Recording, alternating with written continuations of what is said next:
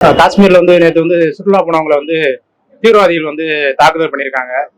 அது ஒரு பெரிய நமக்கு இந்தியாவுக்கு ஒரு பெரிய பின்னடைவும் உயிர் சேதத்தையும் ஒரு ஆழ்ந்த துயரத்தையும் நமக்கு ஏற்படுத்தியிருக்கு. திரு நரேந்திர மோடிஜி அவர்கள் ஆட்சி அமைந்த பின்னாடி தீவிரவாதம் ரொம்ப குறைஞ்சிருந்துச்சு.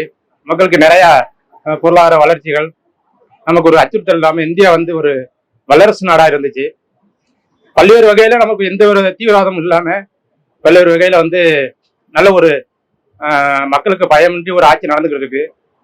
அது பயங்கரவாதிகள் இந்த பணமதிப்பு நடவடிக்கை நரேந்திர மோடி கொண்டு வந்த பின்னாடி நிறைய பேர் அதுக்கு எதிர்ப்பு தெரிவிச்சாங்க. அதனாலதான் அந்த தீவிரவாதிகள்கிட்ட நிறைய பணம் இருந்தது, அதுல முடங்கிருச்சு. அந்த தீவிரவாதிகள் பணத்தை அவங்க திரும்ப அதை புழக்கத்துக்கு கொண்டு வர முடியல.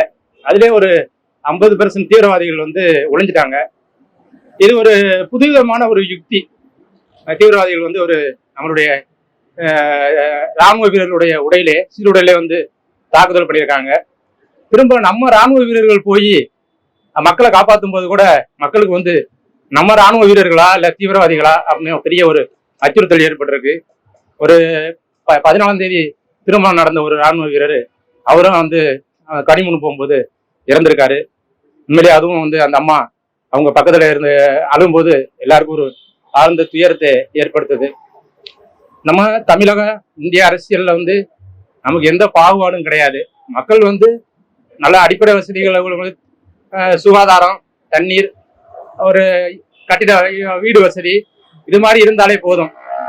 நம்ம யாரையும் எந்த ஆட்சியையும் குறை சொல்றதுக்கு இல்லை. எல்லா ஆட்சியாளர்களும் மக்களுக்கு அவங்களால முடிஞ்சதை செஞ்சுக்கிட்டு தான் இருக்கிறாங்க. பத்திரிகை நண்பர்கள், ஊடக நண்பர்கள், போலீஸார்கள் இவங்கெல்லாம் நிறைய நல்ல துரிதமான நடவடிக்கை எடுத்து எந்த தவறு நடந்தாலும் உடனுக்குடன் மக்களுக்கு முன்னாடி அம்பலப்படுத்துறாங்க. இதே ஒரு 10 வருஷத்துக்கு முன்னாடி நிறைய தவறுகள் நடந்துச்சு. அப்போ யாரும் சுட்டி காட்டுறது கிடையாது. நம்ம ஊடக நண்பர்கள், பத்திரிகையாளர்கள், டிவி நண்பர்கள் அவங்கெல்லாம் அவங்க உயிரை ரொம்ப பணயம் வைத்து நிறைய விஷயங்களை வெளியில கொண்டு வர்றாங்க. அப்படி கொண்டு வர்றதுனாலதான் மக்களுக்கு தெரிய வருது. ஆனா இது போன்ற சம்பவங்கள் இனிமேல் நடக்கக்கூடாது. தமிழக அரசு மக்கள் நல்ல ரொம்ப அக்கறை எடுத்துக்கிறேன்னா, அதாவது ஒரு மக்கள் பாராளுமன்றத்துல அதிகப்படியான எண்ணிக்கையில எம்பிக்கள் தேர்ந்தெடுத்து ஒரு ஆட்சி அமைக்கிறத இங்க உள்ள ஆட்சியாளர்கள் ஒன்றிய அரசுன்னு சொல்றாங்க.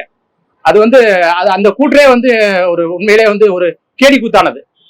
அதாவது அரசு நம்ம எந்த அரசையும் குறை சொல்றதுக்குள்ள, தமிழக அரசா இருந்தாலும் சரி, மத்திய அரசா இருந்தாலும் சரி, எல்லாருமே மக்கள் நல்லா ரொம்ப அக்கறை எடுத்துக்கிறாங்க. இது இந்த சம்பவம் இப்ப மோடி அரசு ரொம்ப நம்ம உலக அளவுல நம்ம இந்தியா வல்லரசு நாடா கொண்டு போயிட்டாங்க.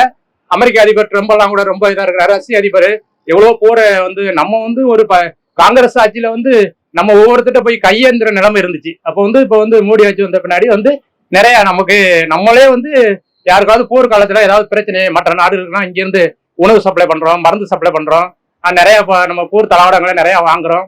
இது ஒரு எதேச்சியா நடக்கிற சம்பவம். ராணுவ உடையிலே வரும்போது நம்ம இப்ப ராணுவம் நிறைய இப்ப இந்தியா பாகிஸ்தான் ஒரு 20 வருஷத்துக்கு முன்னாடி ஏகப்பட்ட பாகிஸ்தான் தீவிரவாதிகள் இந்தியாவில் ஊடுருவி நிறைய சம்பவங்கள் நடந்துச்சு. இப்போ அந்த மாதிரி ஒரு எதுவும் இல்லை. நிறைய இதுகள் கட்டுக்கோப்புல இருக்குது. மற்ற எல்லாருமே இதுல ஒரு ஒத்துழைப்போட இருந்து எல்லா கவர்மெண்ட்டும் இதே மாதிரி நம்ம இன்னொன்னு இந்த தருணத்துல அந்த 23 பேர் அந்த சம்பவத்துல உயர்ந்திருக்காங்க. அவங்க குடும்பத்தாருக்கும் நம்ம ஆழ்ந்த இரங்கலை தெரிவித்துக் கொள்றோம். நம்ம தன்னிச்சையா எந்த எதையும் சொல்ல முடியாது. மத்திய அரசு அதுக்கான என்ன எதுவும் அதுக்கான பாதுகாப்பு, அதாவது நம்ம ஒரு நம்ம மோடி பிரதமர் வெளிநாடு சுற்றுப்பயணம் சவுதி போயிருந்தாரு. அவர் இம்மிடியட்டா அந்த சம்பவம் நடந்தோடனே அவருடைய அலுவலகத்துக்கு போகாம ஏர்போர்ட்லயே வச்சு அதுக்கான ஆலோசனை நடத்தினார். அதாவது மக்கள் நிறைய விஷயங்களை புரிஞ்சுக்கிறோன்னா, நம்ம அவர் அவருடைய அலுவலகத்துக்கு செல்லாம ஏர்போர்ட்லயே வச்சு ஆலோசனை நடத்தி அதுக்கான தீர்வை இது பண்ணாரு.